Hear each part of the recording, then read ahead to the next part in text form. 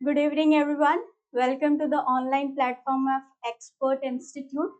मैं अनुपमा सिंह आपको बायोलॉजी पढ़ा रही थी और बायोलॉजी में हम क्लास 11th की सेल चैप्टर हम लोग पढ़ रहे थे। लास्ट क्लास में हमने क्या डिस्कस किया था? सेल देखे थे, सेल थ्योरी देखी थी, फिर उसके बाद हमने प्रोकैरियोटिक सेल से रिलेटेड हमने कुछ डिफरेंसेस देखे थे। लास्ट क्लास में अगर मैं आपको थोड़ा सा रिवाइज कराऊं, प्रोकैरियोटिक सेल में लास्ट जो हम टॉपिक डिस्कस कर रहे थे वो हम सेल एनवेलप डिस्कस कर रहे थे। सेल एनवेलप में अगर जैसे हम देखें, प्रोकैरियोटिक सेल में हमने क्या क्या देखा था? कौन से 3 एनवेलप देखे थे हमने? टोटल 3 एनवेलप थे। बैक्टीरियल सेल किससे बना होता है? पेप्टिडोग्लाइकन से बना होता है। और उसमें टोटल कितने लेयर्स होते थे? कितने लेयर्स बताए थे मैंने? टोटल 3 लेयर्स बताए थे। पहला तो कौन सा था? मान लो अगर सपोज ये सेल है, ये क्या है? हमारा प्लाज्मा मेम्ब्रेन है। प्लाज्मा मेम्ब्रेन के ऊपर हमारा कौन सा लेयर था? सेल वॉल था। ये हमने डिस्कस किया था। और सबसे ऊपर वाला लेयर कौन सा था? सपोज अगर इसको चलो बना लेते हैं ऐसा, लास्ट वाला लेयर कौन सा था हमारे पास? ग्लाइकोकैलिक्स था। अंदर वाले को क्या कहेंगे? Plasma membrane. सेकेंड वाला ये क्या था हमारा? सेल वॉल था।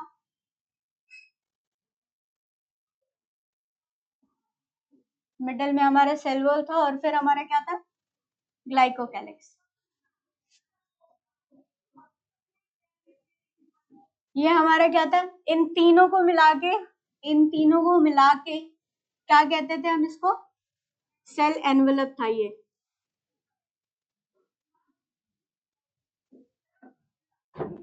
ये हमारा क्या था? Cell envelope. प्रोकैरियोटिक सेल में हमने और क्या ऑब्जर्व किया था कि यहाँ पर इसका जेनेटिक मटेरियल पड़ा हुआ है ना?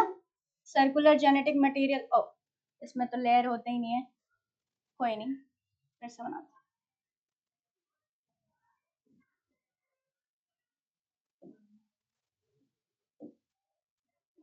इसमें इसका क्या रखा हुआ है? इसका जेनेटिक मटेरियल, जैसे हमारा जेनेटिक मटेरियल क्रोमोसोम्स में होता है, इसका जेनेटिक मटेरियल ऐसे ही पड़ा होता है। और इसको क्या कहते हैं? बिल्कुल नेकेड होता है। नेकेड होता है। और क्या होता है? सर्कुलर होता है। विदाउट हिस्टोन प्रोटीन होता है। आई होप आप लोगों को दिख रहा होगा, थोड़ा सा एडजस्ट कर लीजिए। हिस्टोन, विदाउट हिस्टोन प्रोटीन होता है। इतना हमने जिनोफोर के बारे में बात किया था। इसको क्या, अच्छा इस एरिया को क्या कहेंगे? जिस एरिया में ये जिसका जेनेटिक मटेरियल पड़ा हुआ है उस एरिया को क्या कहेंगे हम? इसको कहाँ लिखे? यहाँ पे लिख देते हैं। एरिया को क्या कहेंगे? जीनोफोर। जीनोफोर कह लो या फिर न्यूक्लियोइड कह लो, ठीक है। ये चीज हमने लास्ट क्लास में यहाँ तक हमने देखा था। और हमने क्या देखा था? प्रोकैरियोटिक सेल में, प्रोकैरियोटिक सेल में हमने और क्या नोटिस किया था कि इसमें फ्री राइबोसोम्स पड़े हुए हैं, ठीक है। और प्रोकैरियोटिक सेल है तो उसमें आगे चल के अभी हम राइबोसोम्स देखेंगे कि उसमें 70s राइबोसोम्स होते हैं। अच्छा, एक और चीज मैं इसमें बताना चाहूंगी, ये हम आगे चल के पढ़ेंगे कि डीएनए से आरएनए कैसे बनता है और आरएनए से फिर हम प्रोटीन्स को कैसे बनाते हैं। डीएनए से आरएनए बनाने को हम ट्रांसक्रिप्शन कहते हैं और आरएनए से जब हमारा प्रोटीन बनता है तो हम उसको क्या कहते हैं? ट्रांसलेशन बोलते हैं। लेकिन ये 12th क्लास में, पर फिर भी कभी ना कभी तो पढ़ना ही है, अब ये जान लो। अब यहाँ से सपोज हमारा क्या है? मान लो एक आरएनए निकल के गया, ये हमारा क्या है? आरएनए है। अब इस आरएनए में क्या है? बहुत सारे क्या होते हैं? क्रोमोसोम्स बोल राइबोसोम्स लगे होते हैं, ठीक है। बहुत सारे राइबोसोम्स ऐसे लगे हुए होते हैं। तो इस स्ट्रक्चर को हम क्या कहेंगे? इस स्ट्रक्चर को हम क्या कह सकते हैं? पॉली राइबोसोम्स, ठीक है। इतनी चीज हमने देख ली थी। ये हमारा लास्ट क्लास का मैंने रिवाइज करा दिया ताकि आप लोगों को दोबारा सब कुछ रिफ्रेश हो जाए। देखो, एक ही चीज को जितनी बार पढ़ोगे ना उतना ही तुम्हारे लिए बेटर है। जितना रिवाइज कर सकते हो उतना रिवाइज करो। और एनसीईआरटी को तो भैया बार बार रीड करो।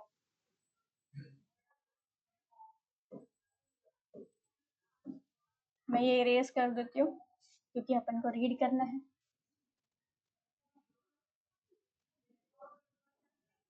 ठीक है, चलो रीडिंग पे आते हैं। ये मैंने लास्ट क्लास का थोड़ा सा रिवाइज करा दिया था। क्या पढ़ा था हमने लास्ट क्लास में? सेल एनवेलप में फिर से देख देती हूँ। Most prokaryotic cells, particularly the bacterial cells, have a chemically complex cell envelope. The cell envelope consists of a tightly bound three-layered structure. Three-layered structure ये हमने पढ़ लिया था। कौन कौन से है? सबसे बाहर कौन सा था? आउटर मोस्ट ग्लाइकोकैलिक्स था। फिर उसके बाद क्या था? सेल वॉल था। और सबसे कहा गया cell wall and then inner most membrane हमारा plasma membrane. Although each layer of the envelope performs distinct functions, they act together as a single protective unit. तभी हम इसको सेल एनवेलप कहते हैं। Bacteria can be classified into two groups. अच्छा हाँ, मैंने last class में ये बोला था कि हम नेक्स्ट क्लास में इसको डिस्कस करेंगे कि टू टाइप्स ऑफ बैक्टीरिया क्या होते हैं। Bacteria can be classified into two groups. कौन से दो ग्रुप्स हैं? On the basis of differences in the cell envelope and the manner in which they respond to the staining procedure। ये एक experiment है, वो मैं अभी आप लोगों को बता देती हूँ किस तरीके से ग्राम पॉजिटिव और ग्राम नेगेटिव में क्या डिफरेंसेस होते हैं। अच्छा, अभी फिलहाल के लिए ये देख लो कि ऐसे जो स्टेनिंग प्रोसीजर होता है by a gram base, those that take up the gram stain, ऐसे बैक्टीरिया जो ग्राम स्टेन को ले लेते हैं उनको ग्राम पॉजिटिव कहते हैं, एंड दैट डू नॉट, उनको क्या कहते हैं? ग्राम नेगेटिव बैक्टीरिया कहते हैं। अच्छा, अगर हम देखें फिलहाल के लिए,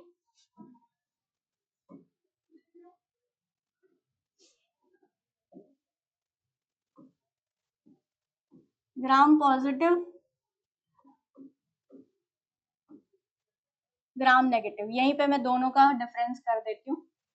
तो स्पेस नहीं है, चलो कोई नहीं।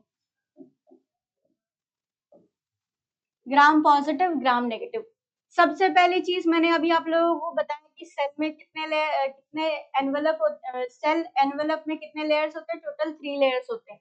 यहाँ पे हम किसकी बात करेंगे? ये हमारा क्या हो गया? ये मान लो हमारा प्लाज्मा मेम्ब्रेन हो गया। हम सेल वॉल की बात करेंगे, हम किसकी बात नहीं करेंगे? सेल ग्लाइकोकैलिक्स की अभी यहाँ पे बात नहीं करेंगे, सिर्फ प्लाज्मा मेम्ब्रेन और सेल वॉल की बात करेंगे। सेल वॉल के डिफरेंस में ही हमें ये पता चलेगा कि ग्राम पॉजिटिविटी ग्राम नेगेटिव बैक्टीरिया है। अच्छा, इसकी ये हमारा प्लाज्मा मेम्ब्रेन हो गया। ये जो हमारा क्या है? ये हमारा सेल वॉल है।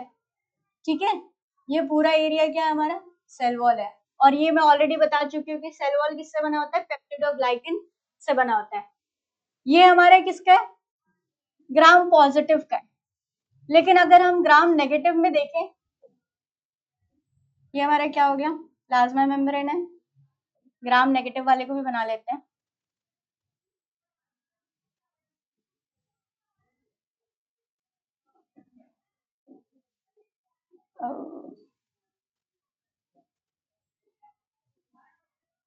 और इसमें एक तीसरी लेयर भी होती है।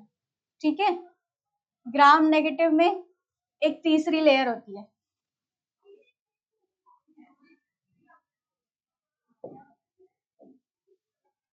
ये किससे बनी होती है? ये ग्लाइकोकैलिक्स से बनी होती है।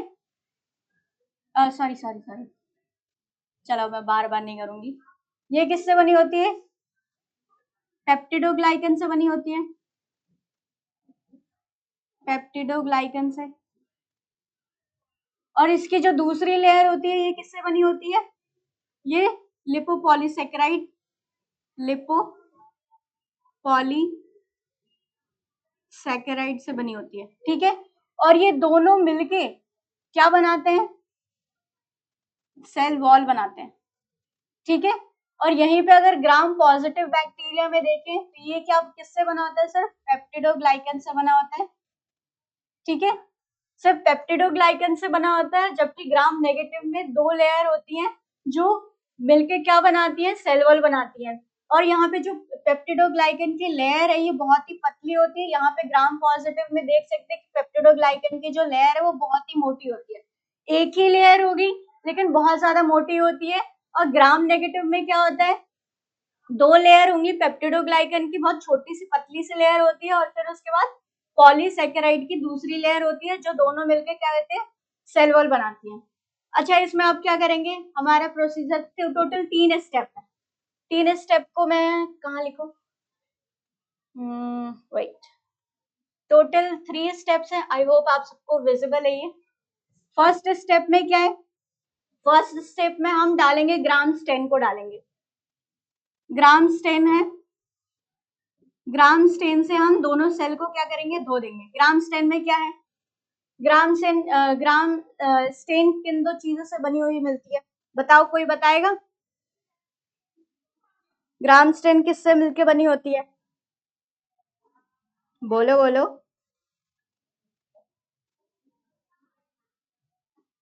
चलो मैं बताती हूँ। ग्राम स्टेन दो चीजों से बन के मिली होती है। एक होता है crystal violet, crystal violet plus iodine, iodine. अब पहले वाले स्टेप में क्या होता है कि दोनों ही ग्राम पॉजिटिव बैक्टीरिया और ग्राम नेगेटिव बैक्टीरिया को क्या करो, ग्राम स्टेन से धो डालो। ठीक है, तो जब तुम इसको धोओगे तो ये क्या है, प्लाज्मा मेम्ब्रेन है। प्लाज्मा मेम्ब्रेन में क्या होगा, अच्छा कोई दूसरा कलर ले लेते हैं, चलो ये वाला कलर ले लेते हैं, वैसे तो ब्लू ही चाहिए था बट स्टिल। तो अच्छा, जब इसको दोनों को ग्राम स्टेन से तुम इसको धो दोगे तो तुम क्या देखोगे कि यहाँ पे जो है, यहाँ पे जो स्टेन है वो प्लाज्मा मेम्ब्रेन के पास ही रह जाएगा। ये इसको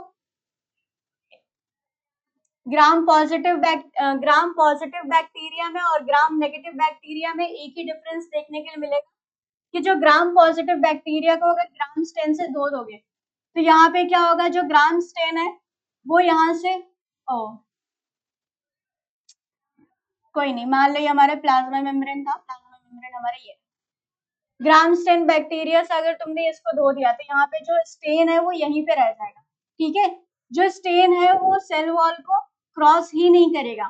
ठीक है, सेल जो स्टेन है वो बाहर निकलेगा ही नहीं। वही ग्राम नेगेटिव बैक्टीरिया में देखा जाएगा, ये जो स्टेन है वो इजीली क्या कर देगा, ये जो पेप्टिडोग्लाइकन की लेयर है ये इतनी पतली है कि आराम से सेल वॉल को क्रॉस कर जाएगा और बाहर निकल जाएगा। लेकिन अभी फिलहाल के लिए दोनों दिखेंगे क्या, तो ये हमें ब्लू कलर का दिखते हैं। फिर दूसरे स्टेप में क्या होगा, दूसरे स्टेप में हम इसको या तो अल्कोहल से धो लेंगे, अल्कोहल से धो लो, या फिर से इसको एसीटोन से धो लो। ठीक है, जब इन दोनों बैक्टीरिया को फर्स्ट प्रोसेस ग्राम स्टेनिंग करने के बाद दूसरा प्रोसेस क्या है, हम इसको अल्कोहल से धो लो या फिर एसीटोन से धो लोगे। जब एसीटोन से धोगे तो क्या होगा, एसीटोन से धोगे तो ये वाला तो बाहर ही नहीं जा पा रहा है, तो ये तो ब्लू ही रहेगा, है ना। ग्राम पॉजिटिव बैक्टीरिया में क्या हो रहा है, उसका सेल वॉल ही इतना मोटा है कि वो बाहर ही नहीं जा पाएगा, तो ये तो ब्लू ही रहेगा, इसका कलर फेड होगा ही नहीं। जबकि इस वाले में ग्राम नेगेटिव बैक्टीरिया में क्या होगा कि हम जैसे ही इसको अल्कोहल और एसीटोन से इसको ट्रीट करेंगे तो क्या होगा, ये इसमें ये आराम से धुल जाएगा और ये कैसा हो जाएगा, कलरलेस हो जाएगा, कलरलेस विजिबल हो जाएगा। लेकिन हमें कैसे पता चलेगा, इसके लिए क्या करेंगे, हम तीसरा स्टेप फिर से लेंगे और इस तीसरे वाले स्टेप में क्या करेंगे, सैफरडिन से धो देंगे इसको। फिर तब सैफरडिन से स्टेन करेंगे और सैफरडिन से स्टेन करने के बाद हम देखेंगे, क्या देखेंगे, सैफरडिन से स्टेन करो उसको और बैक्टीरिया को स्टेन करो और स्टेन करने के बाद उसको माइक्रोस्कोप के अंडर देखोगे तो ये कैसा, स्टेन करने के बाद कैसा दिखेगा, ये पिंक स्टेन होगा, क्योंकि ऑब्वियसली ये कलरलेस है। दोबारा फिर से कलर डालोगे ये पिंक स्टेन दिखेगा, और ये वाला क्या है, इस पे तो कोई फर्क ही नहीं पड़ेगा, तो ये ब्लू ही रहेगा। तो इसमें कहा यह जाता है कि ऑब्वियसली इसने जो ग्राम स्टेन है, इसने ग्राम स्टेन लिया हुआ है और इसने ग्राम स्टेन नहीं लिया, तो ये ग्राम नेगेटिव बैक्टीरिया, और इसने ग्राम स्टेन लिया हुआ है तो ये ग्राम पॉजिटिव बैक्टीरिया। अच्छा, एक और इन्फॉर्मेशन मैं देना चाहूंगी इसके ऊपर, जो ग्राम नेगेटिव बैक्टीरिया है ये बहुत ही ज्यादा हाईली डेंजरस होते हैं as compare to gram positive bacteria. क्यों, बताओ बताओ, क्यों ऐसा होता है, इसको मैं मिटा देती हूँ। इसी से तो समझाना था, कोई बात नहीं। जो ग्राम नेगेटिव बैक्टीरिया में क्या होता है, जो लिपोपॉलीसैकेराइड जो आपने लेयर बनाई थी मैंने, वो जो लिपोपॉलीसैकेराइड लेयर है वो एंटीबायोटिक रेजिस्टेंस है, उसके पास सारे मोस्ट प्रोबेबली एंटीबायोटिक्स का रेजिस्टेंस है उसके पास, तो वो बहुत ही ज्यादा डेंजरस है, वो हर चीजों से निकल के भाग सकती है ना, और हमें ज्यादा प्रॉब्लम क्रिएट कर सकती है हमारे हेल्थ के लिए। तो ये इतनी सी चीज है, फिर हम तुम देखते हैं।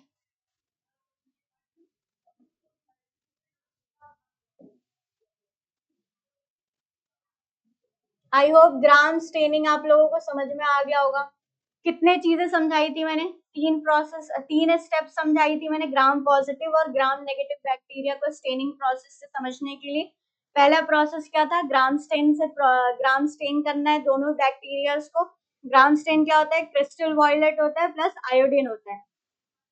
फर्स्ट स्टेप करोगे तो क्या हो जाएगा, ब्लू कलर का ग्राम पॉजिटिव बैक्टीरिया हो जाएगा, क्योंकि वो जो स्टेन है, ग्राम स्टेन है, वो बाहर ही निकल पाएगा ग्राम पॉजिटिव बैक्टीरिया में, क्योंकि उसका जो सेल वॉल है जो पेप्टिडोग्लाइकन से बना हुआ है वो इतना ज्यादा मोटा है कि वो स्टेन बाहर ही क्रॉस ही नहीं कर पाएगा। वही अगर हम उसमें देखेंगे तो वो भी ब्लू कलर का हो जाएगा, दोनों ही ब्लू कलर के हो जाएंगे, ग्राम पॉजिटिव हो या ग्राम नेगेटिव हो। लेकिन अगर हम उसको फिर से, अगर उसको सेकंड स्टेप में क्या था, हम उसको या तो अल्कोहल से स्टेन करेंगे, या अल्कोहल से धो डालो या फिर एसीटोन से धो डालो। जब धो दोगे तो क्या हो जाएगा सेकंड स्टेप में क्या ऑब्जर्वेशन आपको मिलेगा कि जो ग्राम पॉजिटिव बैक्टीरिया है, ग्राम पॉजिटिव बैक्टीरिया में वो ब्लू ही रहेगा, क्योंकि जो स्टेन है वो सेल वॉल को क्रॉस नहीं कर पा रहा। जबकि ग्राम नेगेटिव बैक्टीरिया में क्या हो रहा है, ग्राम नेगेटिव बैक्टीरिया में उसका कलरलेस हो जा रहा है, क्योंकि स्टेन तो बाहर निकल जा रहा है, पेप्टिडोग्लाइकन की लेयर बहुत ही पतली है, ठीक है। और फिर उसके बाद हम उसको देखने के लिए कौन सा स्टेन, सैफ्रोनिन, ये छोटी क्लासेस में भी आप लोगों ने बहुत चीक सेल्स को देखने के लिए 6th-7th क्लास के बच्चे भी एक्सपेरिमेंट करते हैं, तो सैफ्रोनिन को डालोगे तो उसमें क्या देखोगे, फर्स्ट वाले में वो पिंक स्टेन नहीं लेता है, क्योंकि ऑब्वियसली उसमें ऑलरेडी ब्लू प्रेजेंट होता है, तो ब्लू में पिंक डालोगे क्या ही पता चलेगा, है ना। तो फिर उसके बाद तुम ग्राम नेगेटिव वाले बैक्टीरिया में डालोगे, वो तो पहले से ही कलर था, उसको जिस कलर से डालोगे उसमें पिंक शो हो जाता है, तो हम इसकी बेसिस पे हम gram positive gram negative bacteria को डिस्टिंग्विश कर सकते हैं। नेक्स्ट चीज क्या है, ये चीज आई थिंक मैंने आप लोगों को बता दी थी कि जो ग्लाइकोकैलिक्स है differs in composition and thickness among different bacteria, it could be a loose sheet, O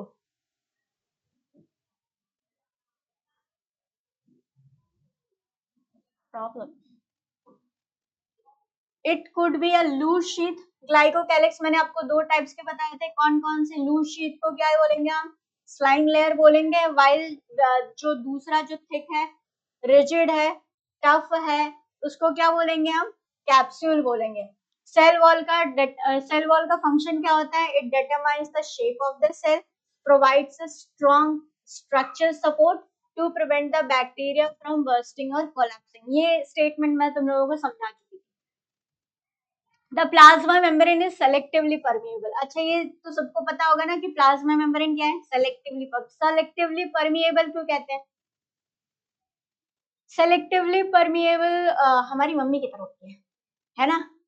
mummy हमारी डिसाइड करती है कि घर में क्या आएगा, कौन सी चीज आएगी, कौन सी चीज नहीं आएगी, कौन सी चीज कितनी आएगी, ये सारी चीजें कौन डिसाइड करता है, मम्मी करती है ना। तो सेल की मम्मी कौन है, सेल मेम्ब्रेन है, ठीक है।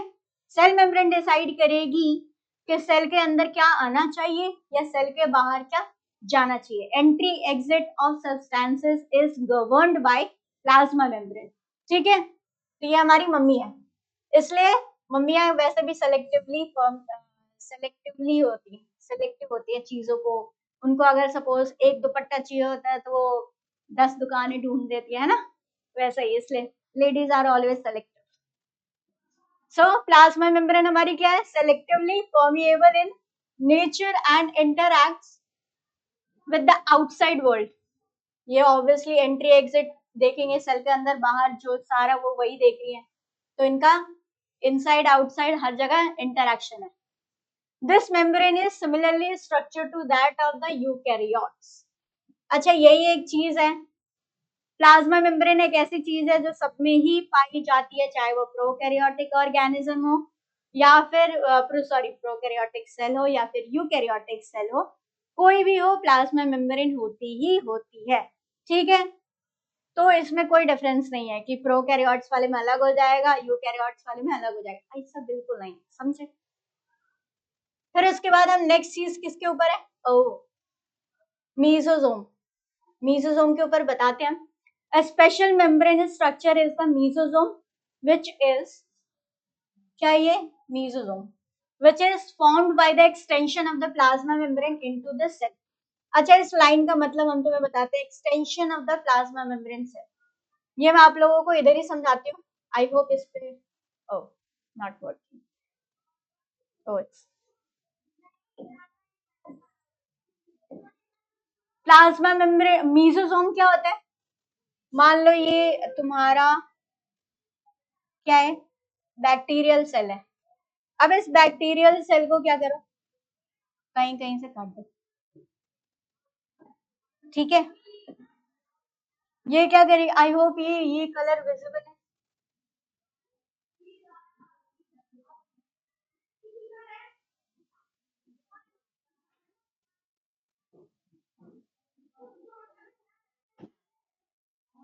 ये इतना ओ इतनी मेहनत से बना रहे हैं हम, बन जाओ यार, ठीक है। ये वैसा शेप में मैं बना नहीं पाई हूँ, पर भावनाओं को समझो, ठीक है। ये क्या है, हमारा प्लाज्मा मेम्ब्रेन है, ये प्लाज्मा मेम्ब्रेन बनाया। अब प्लाज्मा मेम्ब्रेन में मीसोसोम्स को समझो। जो प्लाज्मा मेम्ब्रेन है बैक्टीरियल सेल का, वो क्या होता है, ये बिल्कुल प्रॉपर ऐसा गोल नहीं होने का, ठीक है। कैसा होगा ये, बीच बीच में क्या होगा, इसके फोल्डिंग्स ऐसे ऐसे अंदर की तरफ ये और ज्यादा फोल्डेड होंगे कहीं कहीं पे, ठीक है। इस स्ट्रक्चर को क्या कहते हैं, ये जो फोल्डिंग्स है, इस स्ट्रक्चर को क्या कहते हैं, inner folding of the plasma membrane. इसी को क्या कहते हैं, इसी को मीसोसोम। ये कुछ नहीं, बस यही है, इनर फोल्डिंग्स, ऐसे फोल्डिंग्स होते हैं, ठीक है। तो इसको क्या कहेंगे, मीसोसोम्स। अच्छा, मीसोसोम्स के ऊपर ये इसका फंक्शन क्या कहता है, इसका फंक्शन ये है कि ये it is analogous to mitochondria. Mitochondria का काम क्या होता है, रेस्पिरेशन, है ना, ग्लूकोज तोड़ के एटीपी बनाने का काम। तो बैक्टीरियल सेल में कौन करेगा, मीसोसोम करेगा, ठीक है। चलो अब इसको रीड करते हैं। स्पेशल, ये मैंने बता दिया था, mesosome which is formed by the extension of the plasma membrane into the cell. These extension are in the form of, अब ये जो अंदर जो मैंने स्ट्रक्चर बनाया है वो कैसे कैसे हो सकते हैं, वेसिकल्स के फॉर्म में, ठीक है, टिब्यूल्स के फॉर्म में हो सकते हैं, ये लैमिला मैंने बनाया ही हुआ है, ठीक है। लैमिला किसी भी तरीके, किसी भी शेप के हो सकते हैं ये मीसोसोम्स। अच्छा, अब इनके फंक्शंस देखते जाओ ध्यान से। दे हेल्प इन द, पहला function, they help in the cell wall,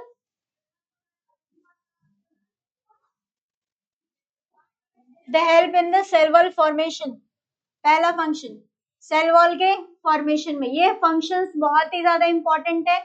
अगर नीट का एग्जाम हुआ तो यही से अगर लाइन उठा के दे रही हो, तो अगर नहीं पढ़ा होगा तो बेटा फंसोगे और जीवन में कुछ नहीं होगा, समझे। तो मोटिवेशन खुद से लेकर आओ, कोई बाहर से मोटिवेशन नहीं देगा एनसीईआरटी पढ़ने का, खुद के अंदर सेल्फ मोटिवेशन इतना होना चाहिए, बाहर लोग क्रिटिसाइज करने के लिए मिलते हैं, ठीक है। कोई सेल्फ मोटिवेशन अलग से नहीं देना होता है, सेल्फ मोटिवेटेड रहना ज्यादा इंपॉर्टेंट है अगर लाइफ में कुछ करना है, कुछ बनना है तो, ठीक है।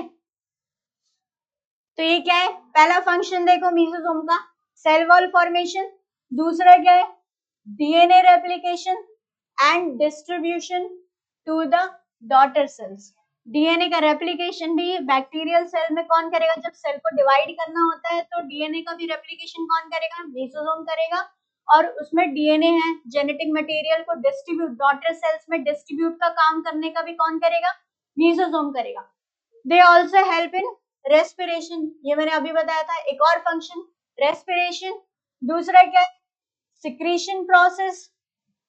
फिर उसके बाद to increase the surface area, surface area increase करता है ये the plasma membrane and enzymatic content to increase the surface area of the plasma membrane and enzymatic content. Obviously plasma membrane को इतने सारे फंक्शंस करने हैं तो उसका सरफेस एरिया बड़ा होना चाहिए, क्योंकि बैक्टीरियल सेल में अलग अलग कंपार्टमेंट्स तो है नहीं, अलग अलग मेम्ब्रेन बाउंड ऑर्गेनेलीज है नहीं, एक ही काम सब लोगों को उसमें करना है ना। तो इसलिए क्या है, सरफेस एरिया ज्यादा होना चाहिए। सरफेस एरिया को बढ़ाने के लिए मीसोसोम्स है, और वहां पे एंजाइमेटिक कंटेंट ज्यादा आ सके उसके लिए भी क्या है, इसलिए सरफेस एरिया ज्यादा बढ़ा के मीसोसोम्स क्या करते हैं, सरफेस एरिया बढ़ाते हैं। In some prokaryotes like cyanobacteria, कौन से bacteria, cyanobacteria, there are other membrane extension into the cytoplasm called chromatophores which contain pigments. अच्छा चलो अब इसको बताते हैं, क्रोमैटोफोर्स एक बैक्टीरिया है जिनका क्या नाम है, साइनोबैक्टीरिया। ठीक है, साइनोबैक्टीरिया जी क्या है, साइनोबैक्टीरिया में क्या है, उनका जो सेल मेम्ब्रेन है। अच्छा ये जो है मीसोसोम है, यहाँ पे मैं क्रोमैटोग्राफ नहीं है, क्रोमैटोफोर है वो, क्रोमैटोफोर को मैं समझा रही हूँ। ठीक है, अब देखो हमारे पास क्या होते हैं, प्लांट्स के पास क्या होते हैं, क्लोरोप्लास्ट होते हैं, उनका खुद का मेम्ब्रेन बाउंड ऑर्गेनेली है ना।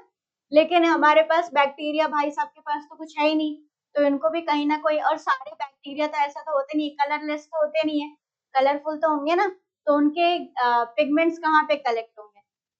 तभी देखो ये जो मीसोसोम है, मीसोसोम में क्या होगा, और कुछ नहीं है, ओके चलो छोड़ो। मीसोसोम में क्या होगा, यहाँ पे इनके पिगमेंट्स पाए जाते हैं। ठीक है, अब इस स्ट्रक्चर को क्या कहेंगे, मीसोसोम में जो क्लोरो, जैसे प्लांट्स में क्लोरोफिल पिगमेंट पाए जाते हैं, वैसे ही साइनोबैक्टीरिया में जो पिगमेंट पाए जाते हैं वो ऐसे मीसोसोम्स में उनका पिगमेंट ऐसे पड़ा जाता है। फिर इस स्ट्रक्चर को क्या कहते हैं, इस स्ट्रक्चर को कहते हैं क्रोमैटोफोर। ठीक है,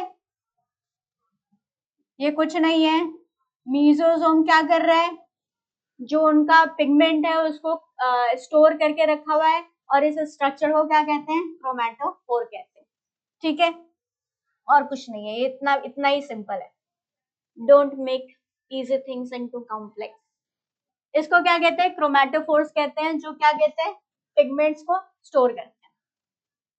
बैक्टीरियल सेल्स में भी मोटाइल और नॉन मोटाइल, ऐसा नहीं है कि जो जितने भी बैक्टीरियल सेल्स है वो मूव ही कर रहे हैं, कुछ मूव करते हैं कुछ नहीं करते हैं, मोटाइल हो सकते हैं और नॉन मोटाइल दोनों हो सकते हैं। If motile they have filamentous extension from the cell wall called flagella। अच्छा चलो मैं यहाँ पे बताती हूँ, जगह होना चाहिए,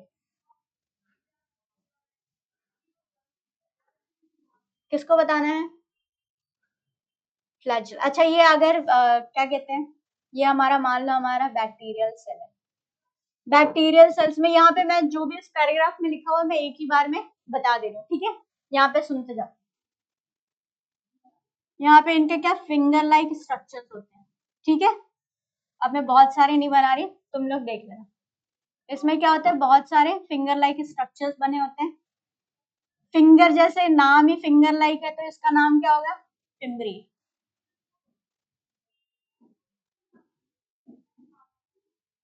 ठीक है, ये फिम्बरी है, फिंगर लाइक स्ट्रक्चर्स हैं, ये चीजों को होल्ड करने में, इनका फंक्शन क्या है, चीजों को होल्ड करने के लिए काम में आते हैं। ये हो गए फिम्बरी है। फिर एक तुमको पढ़ा होगा फ्लैजिला, आओ ये कौन सा फ्लैजिला बना दिया मैंने,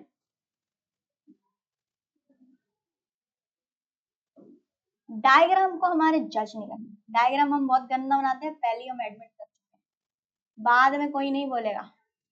ठीक है, ओ वैसे तो ये पूछ बन गया, कोई नहीं, समझ जाओ, भावनाओं को समझना है, मेरे डायग्राम्स को जज नहीं करना। इसको क्या कहते हैं, फ्लैजिला कहते हैं। ठीक है, ये हो गया फ्लैजिला। फ्लैजिला किस में हेल्प करेगा, ये बड़े बड़े बड़े क्या कहते हैं, फिलामेंटस हैं, फिलामेंट्स हैं जो मूवमेंट में हेल्प करते हैं। अच्छा, एक छोटे छोटे भी होते हैं सेल में, बहुत छोटी छोटी हेयर लाइक स्ट्रक्चर्स होते हैं, ठीक है। इसको क्या कहेंगे, इसको कहते हैं सीलिया, ठीक है, इसको कहते हैं सीलिया। ये जो सेल वॉल है, मूवमेंट मोटाइल और नॉन मोटाइल होते हैं। जो नॉन मोटाइल है उनका तो कोई बात ही नहीं है, उनको कहीं मूव ही नहीं करना, जिसको मेहनत ही नहीं करना वो कहीं भी बैठा रहे, क्या फर्क पड़ता है ना। लेकिन अगर आपको एक जगह से दूसरी जगह मूव करना है तो उठना पड़ेगा, चलना पड़ेगा, हाथ पैर चलाने तो पड़ेंगे, है ना। तब इसके लिए क्या है, उसके लिए इनके पास स्ट्रक्चर्स होने चाहिए। फिम्बरी क्या कर रहे हैं, सीलिया भी मूवमेंट में हेल्प करता है और फ्लैजिला भी मूवमेंट में हेल्प करता है। फिम्बरी किसमें हेल्प करता है, होल्डिंग द स्ट्रक्चर। किसी भी चीज को होल्ड करने के लिए किसके लिए यूज होगा, हमारे हाथ किस लिए काम आते हैं, होल्ड करने के लिए ना। If I am holding this pen, I am holding this with the help of my fingers. तो if bacteria wants to hold on to something, bacteria will use its fimbriae, ठीक है। तीसरी चीज मैंने बता दी, छोटे छोटे स्ट्रक्चर, ये सारी चीजें हो गई। अब एक और चीज होती है बेटा, पिलाई। मान लो एक ये बैक्टीरिया, एक दूसरा बैक्टीरिया हमारा आ गया, पिलाई का फंक्शन क्या हो गया, पिलाई क्या करेगा, पिलाई किस में यूज होते हैं, जेनेटिक मटेरियल, क्या कहते हैं, जेनेटिक मटेरियल को एक्सचेंज करने में। इस स्ट्रक्चर को क्या कहते हैं, इस स्ट्रक्चर को क्या कहेंगे, क्या कहते हैं, कॉन्जुगेशन प्रोसेस। स्ट्रक्चर को नहीं, कॉन्जुगेशन प्रोसेस। किस प्रोसेस से जो बैक्टीरियल सेल्स है वो अपना जेनेटिक मटेरियल ट्रांसफर करते हैं, उस प्रोसेस का नाम है कॉन्जुगेशन प्रोसेस, ठीक है। कॉन्जुगेशन प्रोसेस, कॉन्जुगेशन प्रोसेस कुछ नहीं होता, transfer of genetic material from one body to another body with the help of pili. ये जो बनाया है, oh, shit, कोई नहीं, ये जो बनाया है ये हमारा क्या है, यही पिलाई है। और ये एक प्रोटीन से बना होता है, इस प्रोटीन का नाम क्या होता है, पिलीन, PILIN, ठीक है। तो ये सारी चीजें हैं, इन्हीं सारी चीजों को हम क्या करेंगे, रीड करेंगे।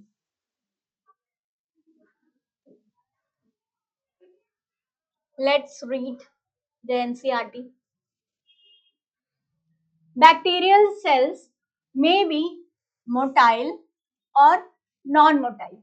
If motile, they have thin filamentous extension from their cell wall called flagella. ये कौन से है, और हाँ, फ्लैजिला किससे बना होता है, फ्लैजिलिन प्रोटीन से। पिलाई किससे बना होता है, पिलिन प्रोटीन से। Bacteria shows a range in the number and arrangement of flagella. Bacterial flagellum is composed of 3 parts. अच्छा, मैंने ये वाली चीजें नहीं बताई, hook, basal body।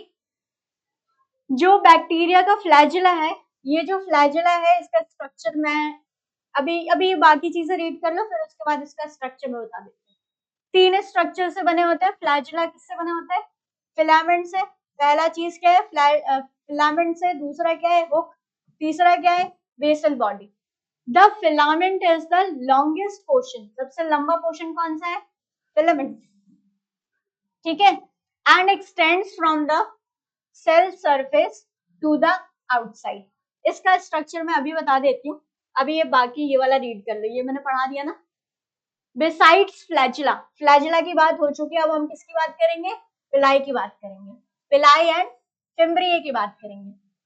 Are also the surface structure, कौन से स्ट्रक्चर है ये, सरफेस के स्ट्रक्चर्स हैं of the bacteria, but do not play a role in the motility. Already मैं बता चुकी हूँ कि ये मोटिलिटी में हेल्प नहीं करते। फिम्ब्रिए किस में हेल्प करेगा, अटैचमेंट में। फिंगर लाइक स्ट्रक्चर्स किस लिए होते हैं, चीजों को होल्ड करने के लिए, अटैच होने के लिए। फ्लैजिला और सीलिया ही हैं जो मूवमेंट में हेल्प करेंगे, और जो पिलाई है वो किसमें हेल्प करेगा, कॉन्जुगेशन प्रोसेस में हेल्प करेगा, जेनेटिक मटेरियल ट्रांसफर करने में हेल्प करेगा, ठीक है। तो ये चीजें तुमको, ये छोड़िए, टर्मिनोलॉजी तुमको आना चाहिए, इसका डिस्टिंग्विश करने आना चाहिए, वरना बाद में सब बर्बाद हो जाएगा, समझे बेटा। तो मेहनत बर्बाद नहीं होना चाहिए, स्पेशली जब हम पढ़ा रहे हैं। गुड, इधर आओ। द पिलाई आर इलोंगेटेड ट्यूबुलर, पिलाई क्या होते हैं? Elongated tubular structures made up of a special protein, उस प्रोटीन का नाम क्या बता चुकी हूँ मैं? पिलिन। फिम्ब्रिये क्या होते हैं? Fimbriae are small bristle like fibers sprouting out of the cell. कैसे होते हैं? ब्रिसल्स लाइक स्प्राउटिंग, तुमने स्प्राउट्स में वो व्हाइट कलर के धागे देखे? अगर चने चने कहते हैं ना, हाँ चने, स्प्राउट्स तो सब लोग आगे रखते हैं, इतना तो कोई अलग से बताने वाली चीज नहीं, उसमें जो व्हाइट पोर्शन निकलता है वैसा ही कैसा होता है? हमारा क्या होता है? फिम्ब्री होते हैं। Fimbriae are the small bristle like fibers sprouting out of the cell. In some bacteria, they are known to help. किसलिए? Known to help attach the bacteria. किसमें? ये मैं ऑलरेडी बता चुकी हूँ। किस लिए होते हैं? अटैचमेंट के लिए होते हैं। Attach the bacteria to rocks and streams and also to the host tissues. ठीक है। फिम्ब्रिये किस लिए? फिम्ब्रिये का फंक्शन क्या है? अटैचमेंट। फ्लैजिला मूवमेंट, सीलिया वो भी मूवमेंट में हेल्प कर देते हैं। और पिलाई का क्या है? Conjugation process, that is the transfer of genetic material from one body to another. अच्छा, अब इसमें मैं क्या बता रही था? मुझे स्ट्रक्चर बताना था फ्लैजिला का। फ्लैजिला के स्ट्रक्चर बताते हैं। आओ इधर, ये भी जान ही लो वरना बोलोगे कि ये नहीं पढ़ाया, है ना। सेल एनवेलप की तीन वो बताए थे, तीन लेयर बताया था। बोलो रे, प्रेम से बोलो, भक्ति से बोलो, जय माता दी। चलो इधर आओ, ये क्या है हमारा? ओह वाइट मूविंग, बस कर भाई, तेरे को नहीं नाचना है। पहला वाला क्या था? Plasma membrane. दूसरा क्या था? सेल वॉल था। तीसरा क्या था? ग्लाइकोकैलिक्स, है ना। ये बताया था मैंने। ये क्या था हमारा? तीनों के तीनों क्या था? Cell envelope. ये मैं ऑलरेडी पढ़ा चुकी हूँ। आगे देखो, फिर उसके बाद क्या था इसमें? अच्छा ये वाला देखो, ये जो है दूसरे कलर से बता देते हैं, ठीक है।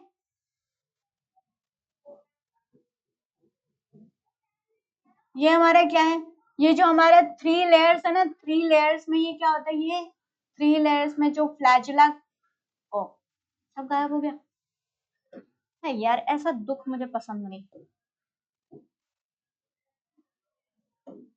कोई बात नहीं, फिर से बना देते हैं। खुश सुंदर बनेगा और क्या, दुखी काहे हो रहे हैं? थोड़ा सा तो अच्छा बना ही सकते हैं, इतने भी बुरे नहीं है। देखो इधर, पहला पोर्शन क्या है? फ्लैजिला के टोटल कितने पार्ट्स थे? 3 पार्ट्स थे, ठीक है। पहला वाला पार्ट ये रहा जो सेल एनवेलप में लगा हुआ है।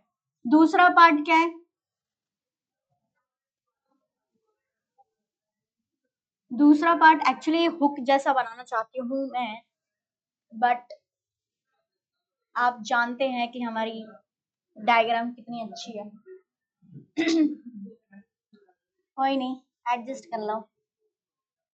इसको अलग तरह से बना देते, ठीक है। ये कौन सा फ्लैजिला बन, कोई बात नहीं, चलो। कहाँ गायब हो गया? हे प्रभु, देखो 3 पार्ट्स बताए थे मैंने। फ्लैजिला के टोटल कितने पार्ट्स होते हैं? 3 पार्ट्स होते हैं। पहला वाला पार्ट जो मैंने ये बनाया है, इसकी लेबलिंग देखो, ये क्या है हमारा? बेसल बॉडी, ठीक है। ये हमारे इसको क्या कहते हैं? जो सेल मेम्ब्रेन में, सेल मेम्ब्रेन में नहीं, सेल एनवेलप में पाया जाता है। ये क्या है? इसका ये जो बेसल बॉडी है वो सेल एनवेलप में एम्बेडेड रहता है। दूसरा ये क्या है? दूसरा पार्ट क्या है? इसको हुक कहते हैं। हुक देखा है ना, ऐसे जिसमें कपड़ा टांगते हैं, ये है हुक। और तीसरा हमारे पास क्या है? तीसरा क्या है? फिलामेंट। ये हमारा है फिलामेंट। और ये सबसे कौन सा क्या होता है? लॉन्गेस्ट पार्ट होता है। फ्लैजिला का सबसे लॉन्गेस्ट पार्ट क्या होता है? फिलामेंट पार्ट ही होता है। ठीक है, इतना आ गया समझ में? मिटा रही हूं मैं, स्क्रीनशॉट ले लिया करो वरना जानते ही हो तुम हमको। चलो नेक्स्ट चीज पे आते हैं अपन, राइबोसोम्स पढ़ेंगे, राइबोसोम्स।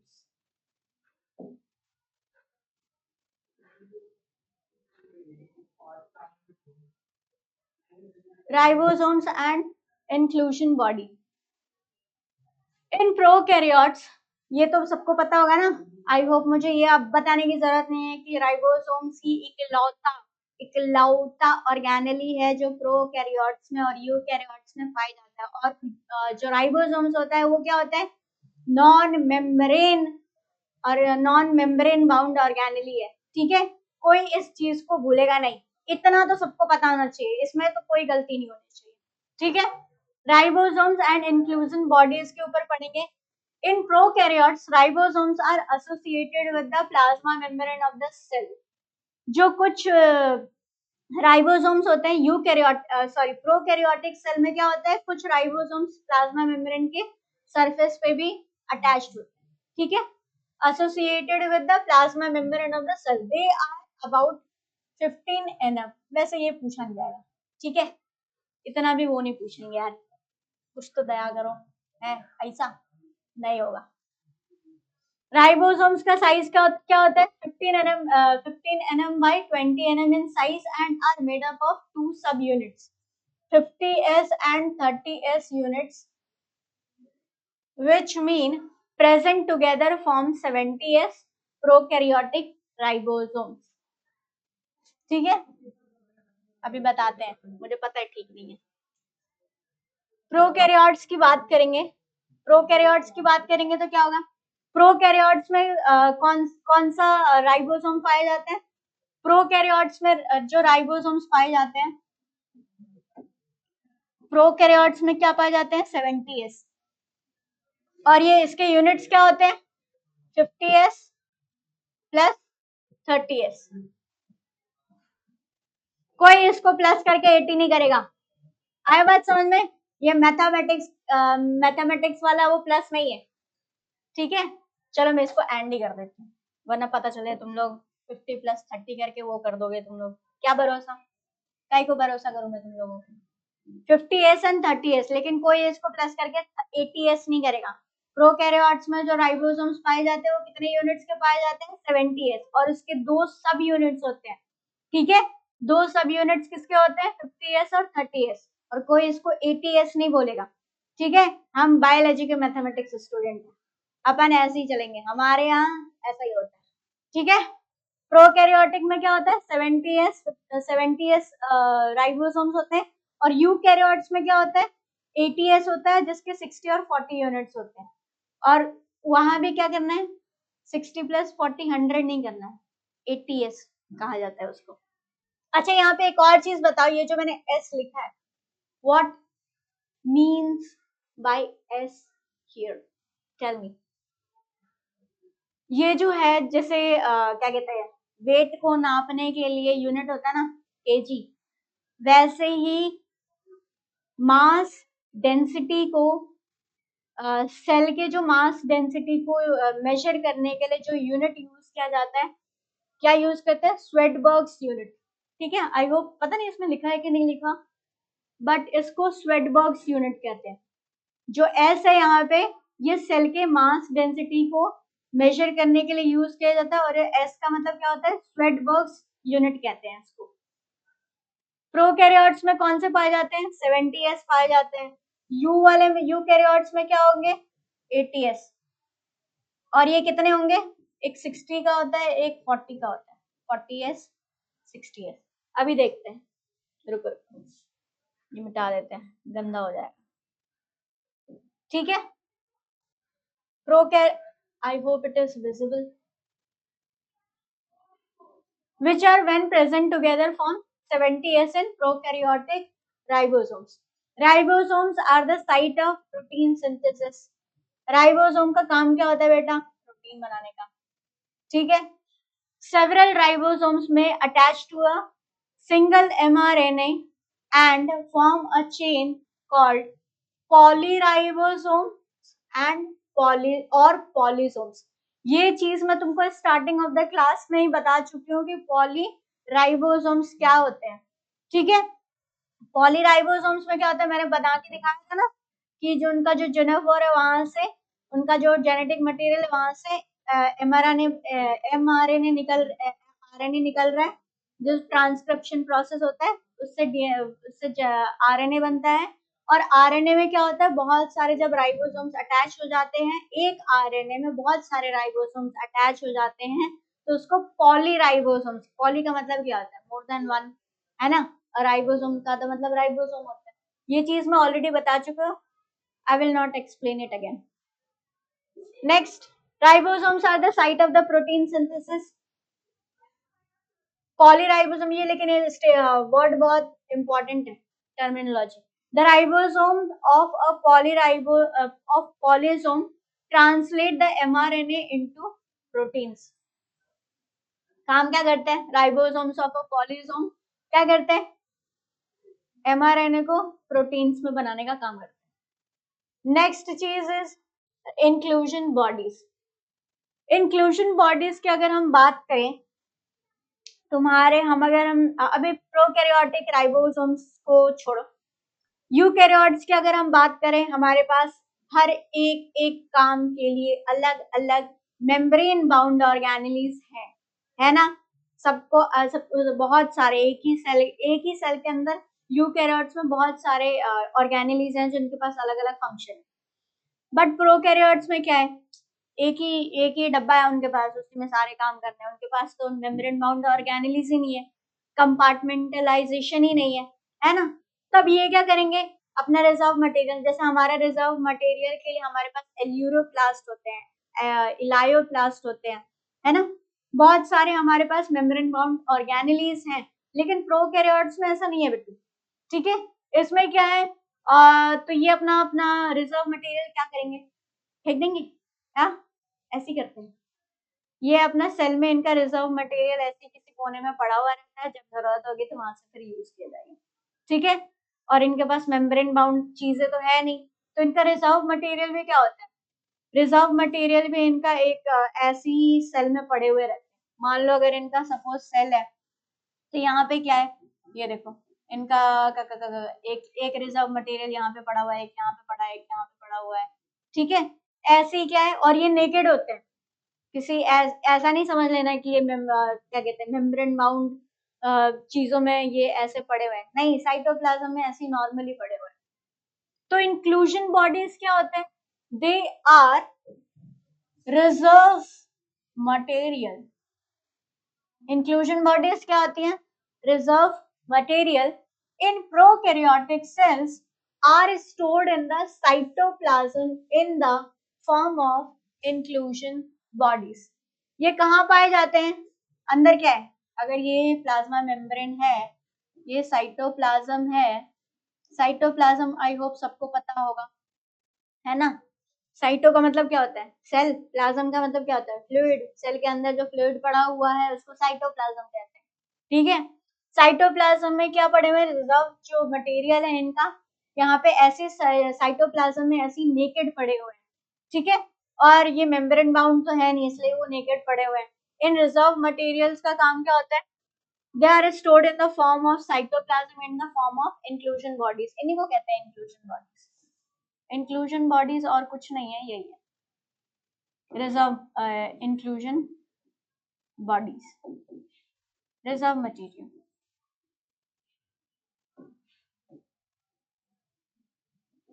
ठीक है। इंक्लूजन बॉडीज कुछ भी नहीं है, रिजर्व मटेरियल जो साइटोप्लाज्म में ऐसी नॉर्मली नेकेड पड़े हुए हैं, बिना किसी मेम्ब्रेन के, बिना किसी प्रोटेक्शन, ठीक है। These are not bound by any membrane system. I hope I'm clear. And lie free in the cytoplasm. अब ये इंक्लूजन बॉडीज में क्या क्या एग्जाम्पल्स है, ये बहुत इंपॉर्टेंट है, इसको ध्यान से इसको याद करके रखना, ठीक है। कौन कौन सा इंक्लूजन बॉडीज में आते हैं, phosphate granules, cyanophycin granules, glycogen granules, gas vacuoles are found in the blue green algae and purple green photosynthetic bacteria. ये था हमारा इंक्लूजन बॉडीज। नेक्स्ट क्या, ये हमारा प्रोकैरियोट्स खत्म फिलहाल के लिए। अब हम आएंगे यूकैरियोटिक, किस पे, यूकैरियोटिक सेल पे।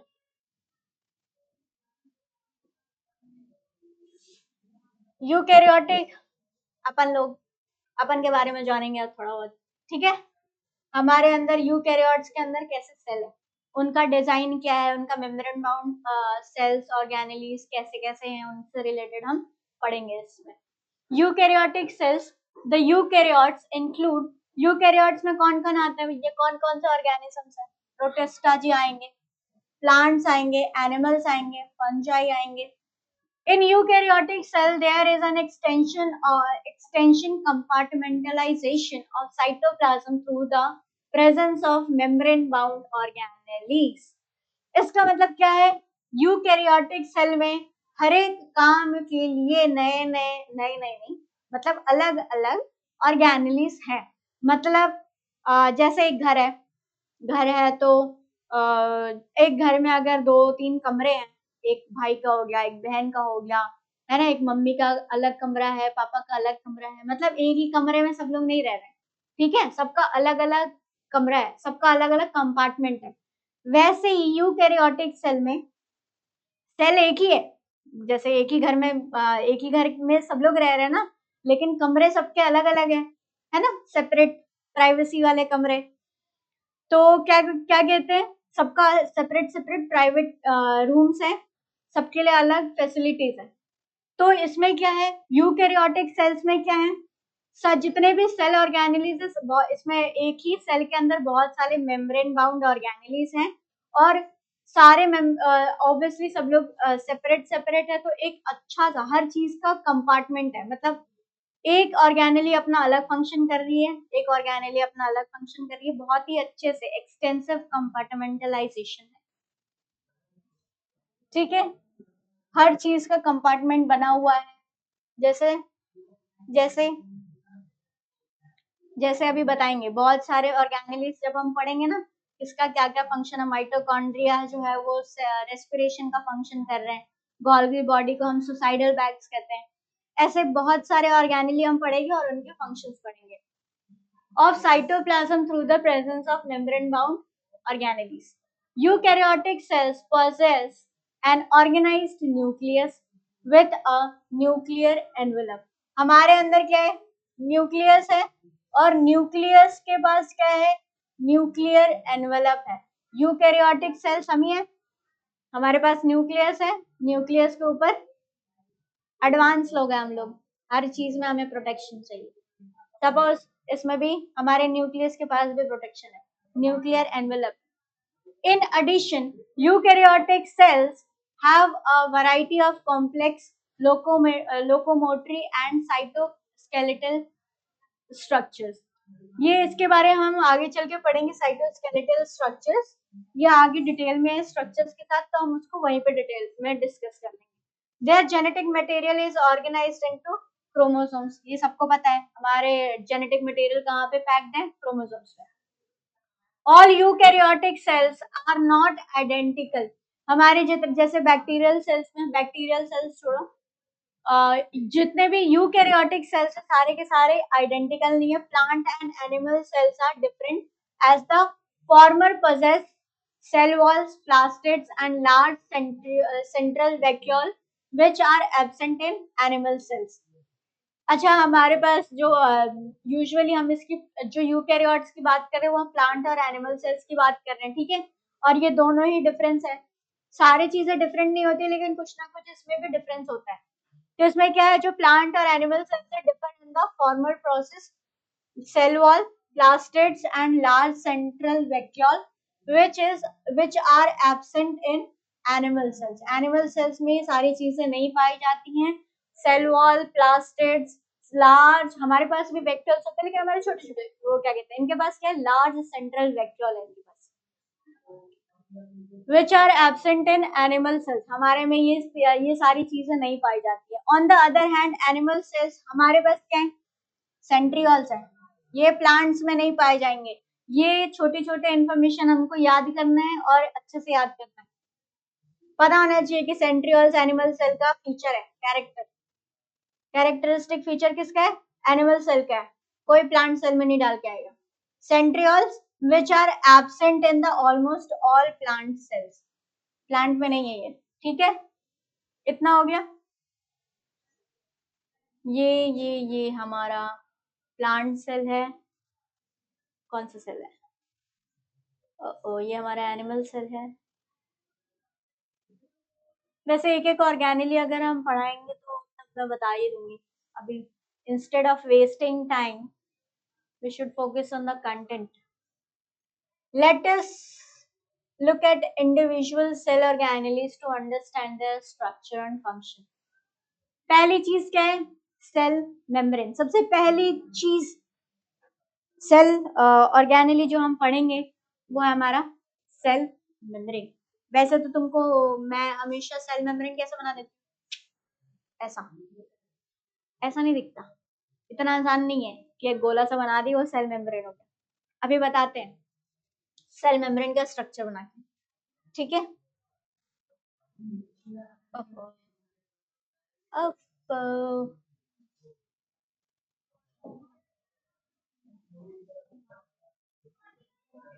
सेल मेम्ब्रेन में भी देखते हैं। The detailed structure of the membrane was studied only after the advent of the electron microscope. Cell membrane को हम किसमें देखेंगे? Electron microscope.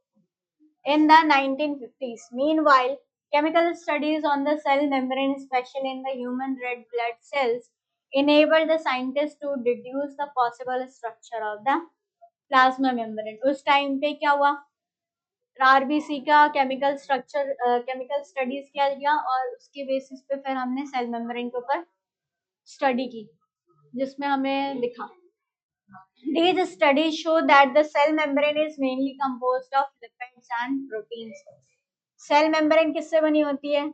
लिपिड से बनेगी और प्रोटीन से। ये लिपिड्स कौन से होते हैं? नॉर्मल लिपिड्स नहीं होते हैं, ठीक है, फॉस्फोलिपिड्स होते हैं। आई होप ये लिपिड्स किसके होते हैं? फॉस्फोलिपिड्स।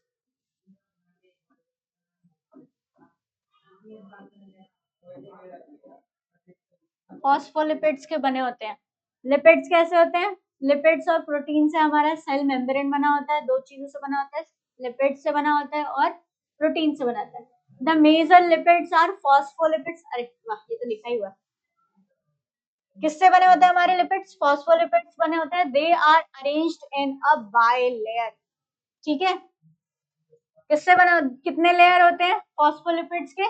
दो लेयर होते हैं। Also the lipids are arranged within the membrane with the polar head towards the outer side.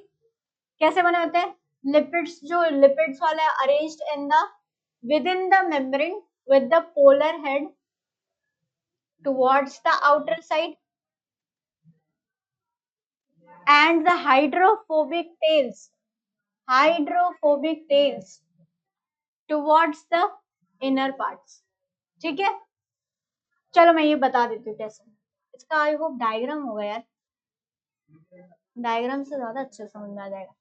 हाँ ये देखो, यहीं पे डायग्राम है, ठीक है। डायग्राम में तुम्हें ये दिख रहा है स्ट्रक्चर। क्या हो गया बेटा?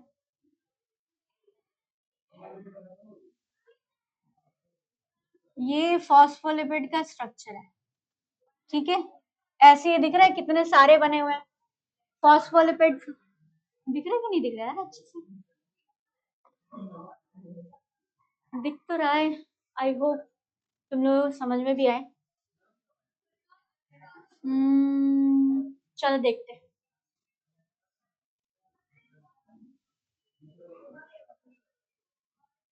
ये तुम लोगों को ध्यान से अगर देखोगे कि ऐसे ये जो मैंने स्ट्रक्चर बनाया हुआ है, ये क्या है?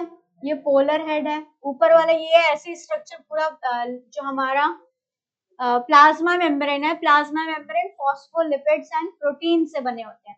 जो फॉस्फोलिपिड है, फॉस्फोलिपिड का स्ट्रक्चर कैसा होता है ये देखो, मैंने बना के दिखाया हुआ है। तुम अपने एनसीईआरटी खोल के बैठे हो तो उसमें अगर देखो, एक चीज तुमको क्या, ये फॉस्फोलिपिड्स है बेटा, ये क्या है? ये फॉस्फोलिपिड्स है।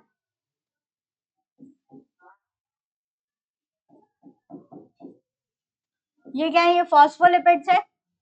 इसके ऊपर वाले पोर्शन को क्या कहा जाता है? Polar head. Polar head. और ये क्या है? इसका टेल्स है। ठीक है। ये जो पोलर हेड है ये क्या है? हाइड्रोफिलिक है। हाइड्रोफिलिक मतलब इसको पानी से प्यार है। हाइड्रोफिलिक।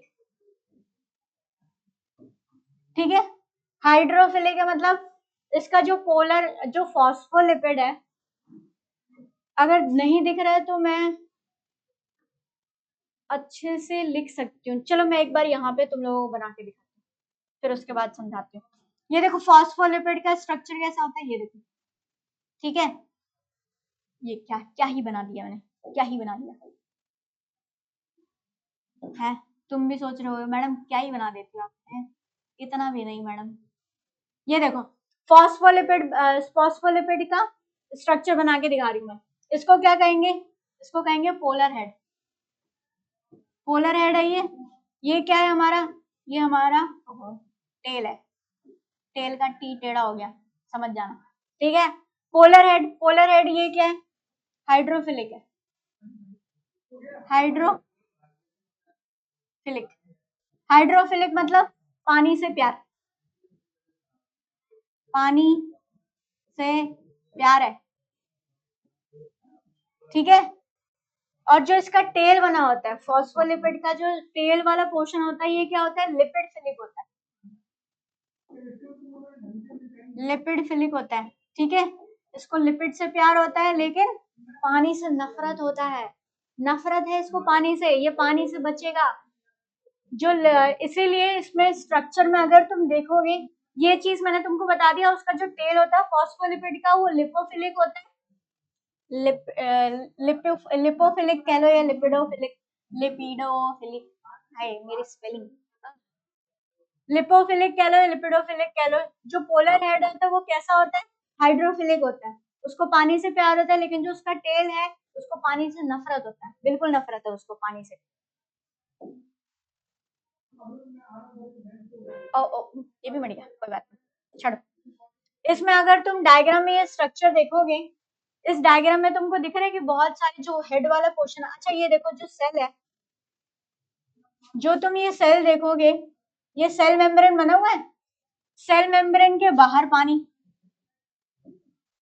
लो पानी हम नीला कर देते हैं। लो ये अगर सेल है तो सेल के अंदर भी पानी पानी भरा हुआ है, सेल के बाहर भी पानी पानी है। ठीक है।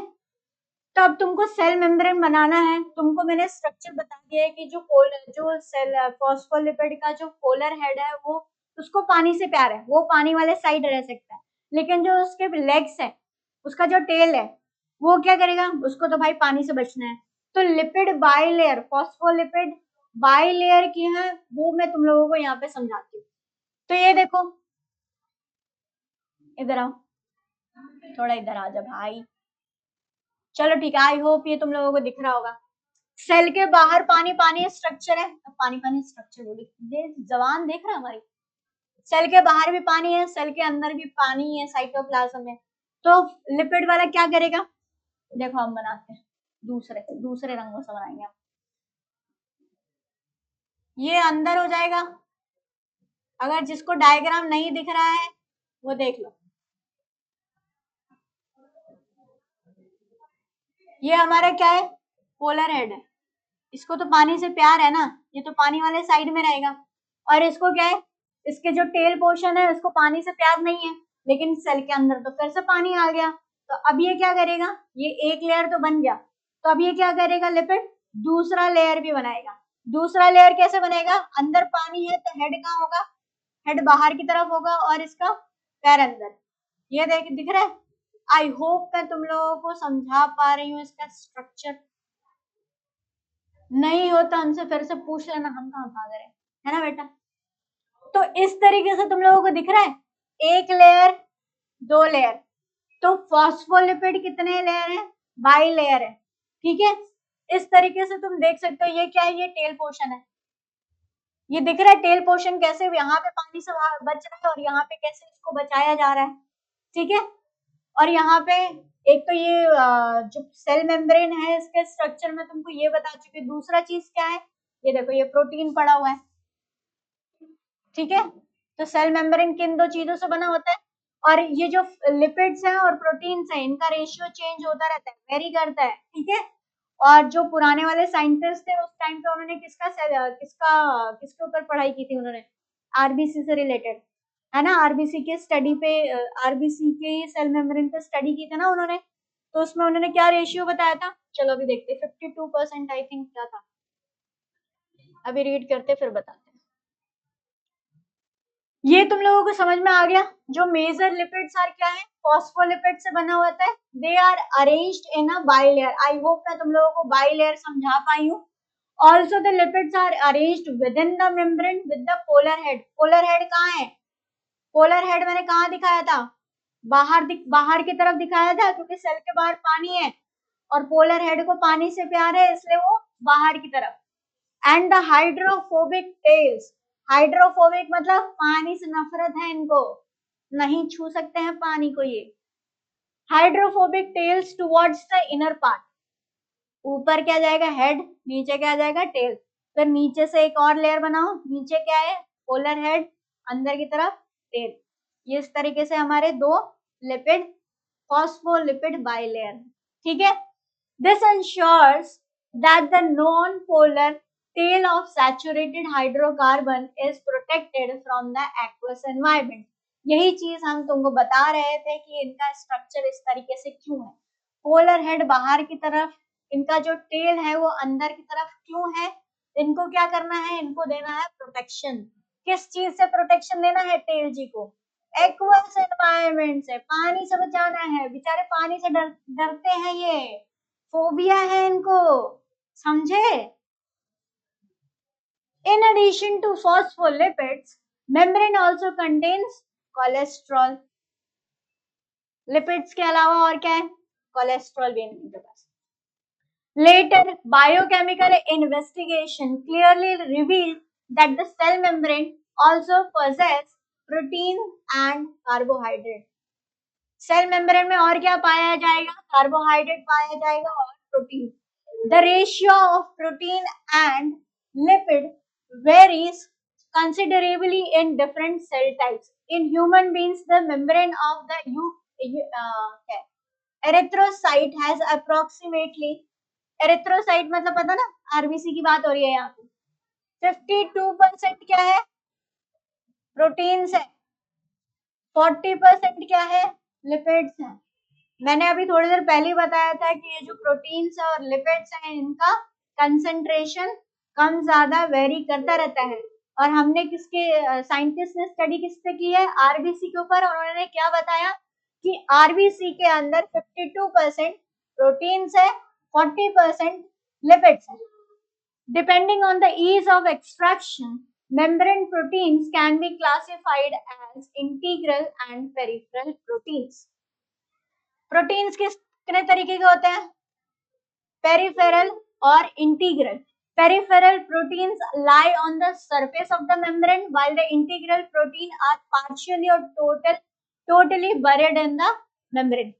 चलो ये भी दिखाई देते हैं, पर ये मंशा भी पूरी कर देते तुम्हारी, ठीक है, ये मंशा भी पूरी कर देते हैं। क्या बताना था, क्या बताना था,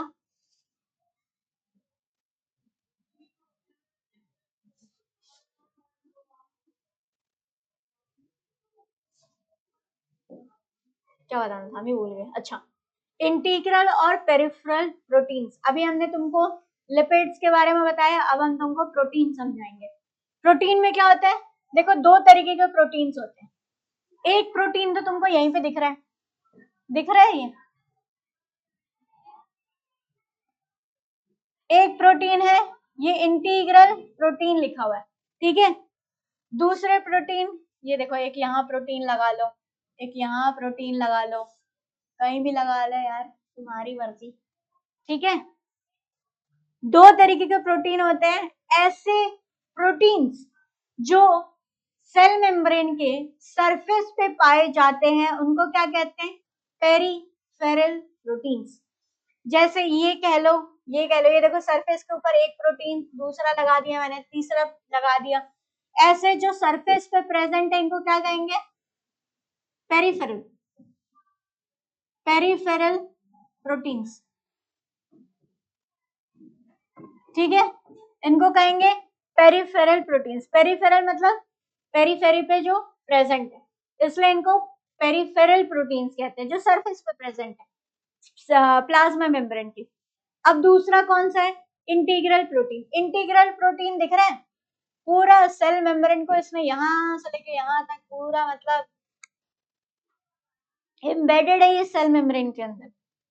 totally it is buried into the cell membrane, that's why it is called integral protein। ये सरफेस पे प्रेजेंट नहीं है, सेल मेम्ब्रेन के अंदर ही स्टार्टिंग से लेके एंड तक यही प्रेजेंट है, इन्हीं का जलवा है। ठीक है, तो ऐसे प्रोटीन्स को क्या कहेंगे? Integral proteins. Let's come to the next।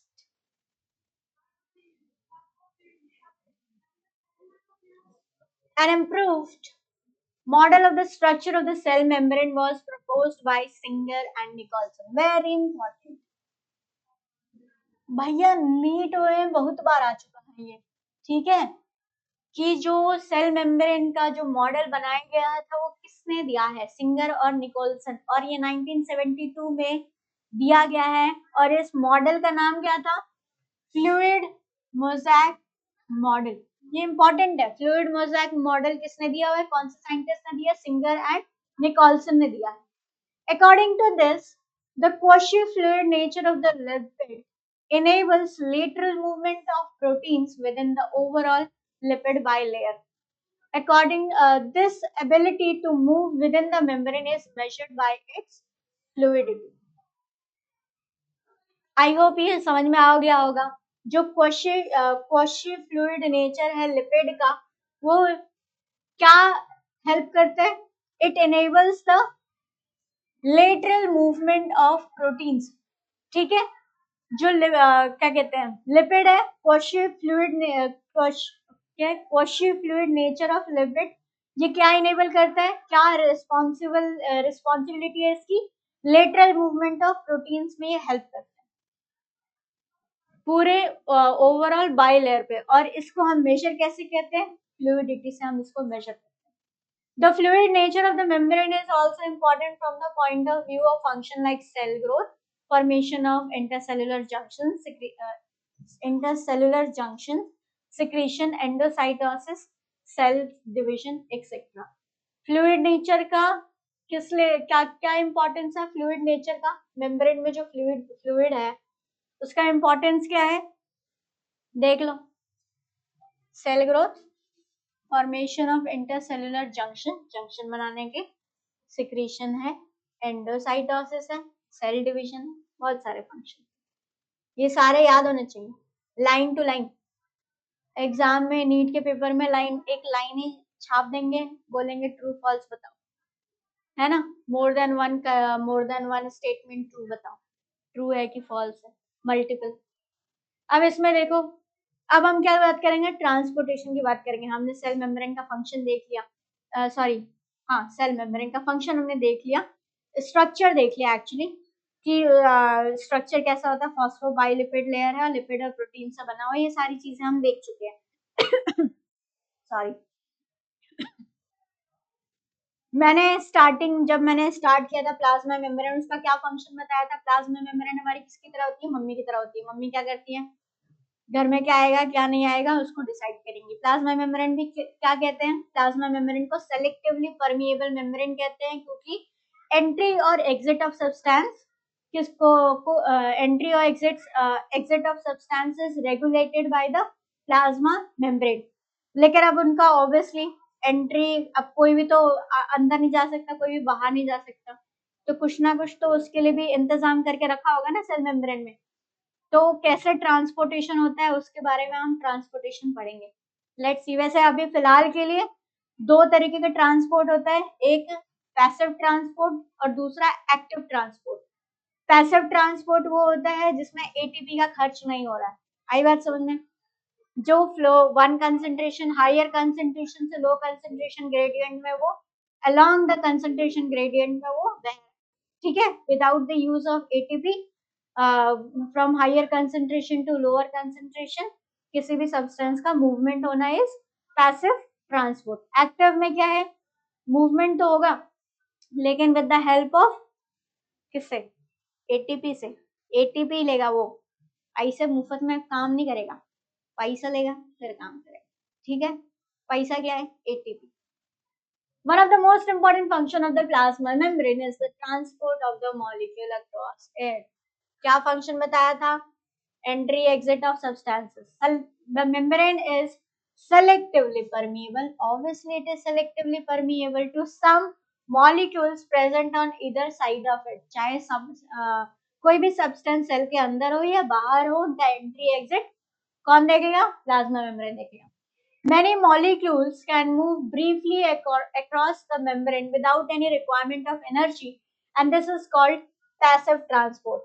I hope ये समझ में आ गया हो। क्या है इसमें, without any requirement of energy. ATP ATP को क्या कहते हैं, एनर्जी कहते हैं ना। विदाउट यूज ऑफ एटीपी जो चीज सब्सटेंस बिना एटीपी के खर्च किए ही मूव कर पा रही है उसको क्या कहते हैं, पैसिव ट्रांसपोर्ट। न्यूट्रल सॉल्यूट्स में move across the membrane by the process of simple diffusion along the concentration gradient that is from the higher concentration to the lower concentration.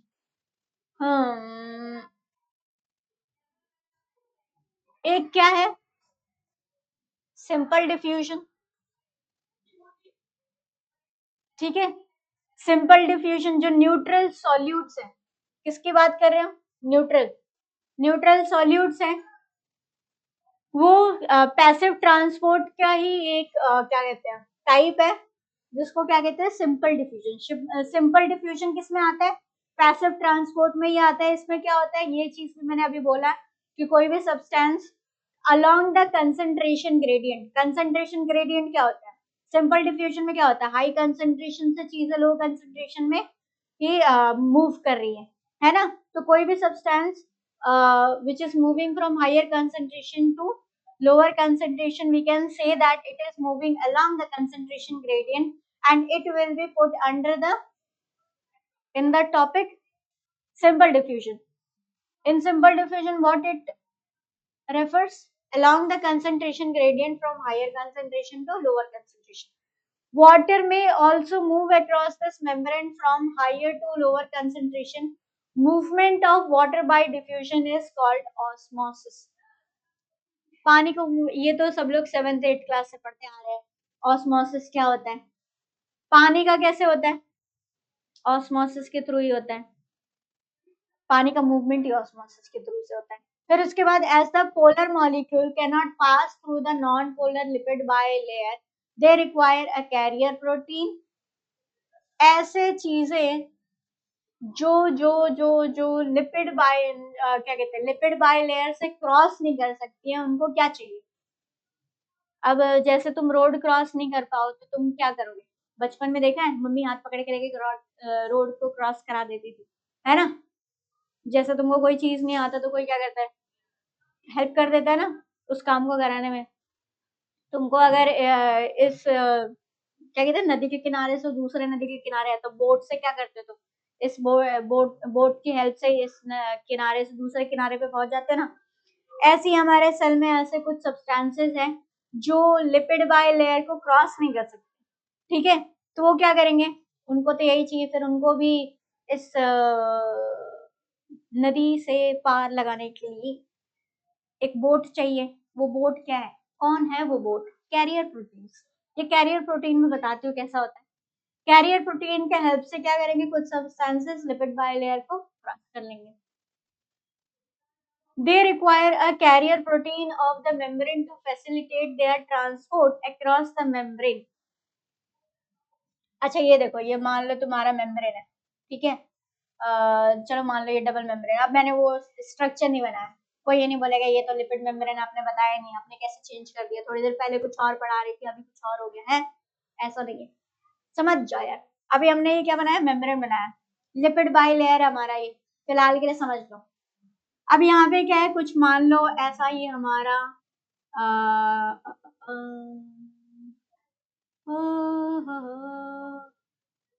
ये हमारा एक सब्सटेंस है, ये आउटसाइड द सेल है, ठीक है, outside, ये इनसाइड द सेल है, ठीक है, इनसाइड द सेल। अब इसमें क्या है,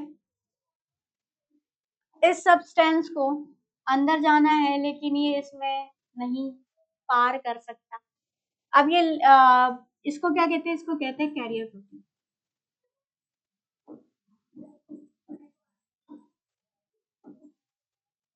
ये क्या करेगा, ये देखो इसके पास ये वाला शेप है, ये अपने शेप वाले को उठाएगा और ये क्या करेगा, डायरेक्ट फ्लिप मारेगा। भाई का क्या बोलते हैं, भाई ने बोला तो करने का, ठीक है, भाई को जाना है इस तरफ से इस तरफ, तो भाई क्या करेगा, भाई के लिए कुछ भी चलेगा। भाई क्या करेगा, भाई चेंज हो जाएगा, भाई एकदम पलट जाएगा अपने भाई को बचाने, समझा। फिर उसके बाद क्या होगा, ये क्या होता है, कैरियर प्रोटीन्स क्या होता है, कोई भी इसमें चेंज नहीं होता, ठीक है, ये इस तरह ऊपर से है, बाद में ये क्या करेगा, अब ये सेल के बाहर वाला सरफेस है, सेल के बाहर वाला एनवायरमेंट है, यहाँ पे ये हमारा पड़ा हुआ है, ये हमारा सब्सटेंस है, मान लो कोई सा भी सब्सटेंस है, इसको अंदर जाना है, सेल के अंदर जाना है, ये कैरियर प्रोटीन में ऐसे अटैच होगा और कैरियर प्रोटीन क्या करेगा, डायरेक्ट अपसाइड डाउन फ्लिप करेगा और इसको सेल के अंदर पहुंचा देगा।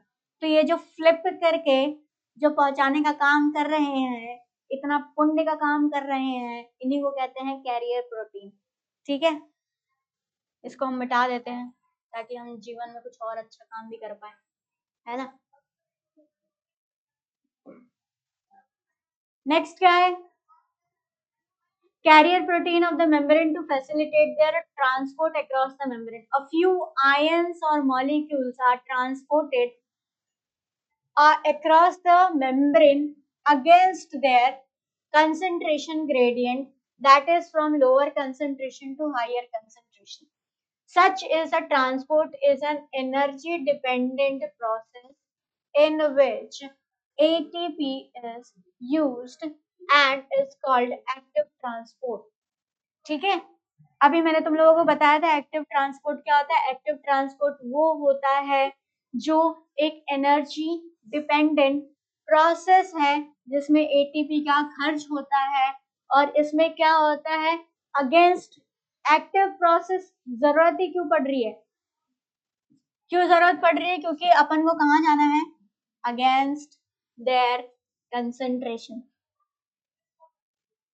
जो जैसा चल रहा है, 10 लोग हाँ बोल रहे हैं, तुम भी उसमें 11वां इंसान बन के हाँ हाँ मिला दो, उनके हाँ में हाँ मिला दो, तो लड़ाई झगड़े नहीं होंगे।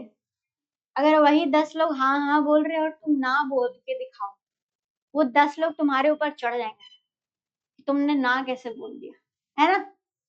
तो जब भी अपन, ऐसे ही सेल में भी होता है कि वो अलोंग द कंसंट्रेशन नहीं जा रहे, वो अगेंस्ट द कंसंट्रेशन जा रहे हैं, इसीलिए अब इनको क्या चाहिए, एटीपी चाहिए, ताकत तो चाहिए ना लड़ने के लिए। वैसे यहाँ पे लड़ना नहीं है, ऐसा कोई नहीं सोचेगा कि सेल में लड़ाई चल रही, बिल्कुल नहीं है, ठीक है। इसमें सब समझाना ये है कि जो सब कोई भी सब्सटेंस है, कौन से, कुछ आयंस की बात की जा रही, कुछ आयंस होते हैं या फिर कुछ मॉलिक्यूल्स ऐसे होते हैं जिनको सेल के अगेंस्ट द कंसंट्रेशन जाना होता है, तो वो क्या करेंगे, अगेंस्ट द कंसंट्रेशन का मतलब क्या होता है, लोअर टू हायर जाना है उनको। सच ट्रांसपोर्ट क्या होते हैं, उनको ट्रांसपोर्ट करने के लिए क्या चाहिए, एनर्जी डिपेंडेंट प्रोसेस है जिसमें एटीपी की जरूरत होती है, उसको क्या कहते हैं, एक्टिव ट्रांसपोर्ट कहते हैं। और एग्जांपल में क्या दिया, सोडियम पोटेशियम फॉर्म, ठीक है। Next is our cell wall. Cell wall का क्या काम है, मैकेनिकल सपोर्ट, है ना, सपोर्ट, सपोर्ट देगा ये। नॉन लिविंग, देखो कितना इंपॉर्टेंट है, नॉन लिविंग है ये, रिजिड स्ट्रक्चर है ये, ठीक है। As you may recall, a cell wall क्या है, ये हमारे non living rigid structure called the cell wall forms an outer covering for the plasma membrane of fungi and plants. Plasma membrane के बाहर पाए जाने वाला स्ट्रक्चर को ही हम सेल वॉल कहते हैं, जो क्या होता है, नॉन लिविंग है और वो रिजिड है. Cell wall not only gives the shape to the cell, सिर्फ वो शेप ही नहीं देता है, उसका और भी काम क्या होता है, protects the cell from the mechanical damage से बचाएंगे, इन्फेक्शन से बचाएंगे. It also helps in cell to cell interaction and provides barrier to undesirable macromolecules. जो अनडिजायरेबल मतलब जो चाहिए नहीं मैक्रोमोलिक्यूल्स, उनको सेल के अंदर घुसने नहीं देंगे ये. ठीक है, सेल टू सेल इंटरैक्शन में हेल्प करते हैं ये. सेल वॉल क्या करते हैं, एक सेल से दूसरे, आई थिंक उसको प्लाज्मोडेस्माटा कहते हैं, दो सेल वॉल के बीच में जो कनेक्शन बनता है, जिससे दो सेल वॉल के